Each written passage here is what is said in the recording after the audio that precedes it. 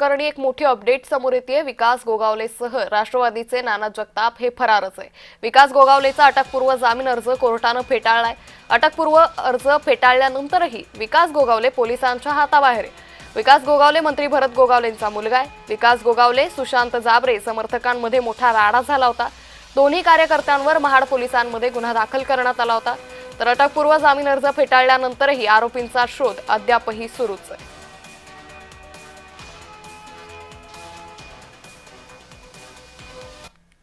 महाराष्ट्राच्या कॅबिनेटमधील एक मंत्री भरत गोगावले यांचा मुलगा फरार आहे। त्याच्यावरती तुम्ही प्रश्न का विचारत नाही? फार गंभीर गोष्ट आहे। महाड नगरपालिकेच्या निवडणुकीत अटेम्प्ट टू मर्डर एका काँग्रेसच्या कार्यकर्त्याला ज्या पद्धतीनं त्यांच्यावर हल्ला केला ठार मारण्यासाठी आणि पोलीस यंत्रणा त्यांना मदत करत राहिली, हायकोर्टाने त्यांचा अटकपूर्व जामीन सुद्धा फेटाळला, म्हणजे प्रकरण गंभीर आहे।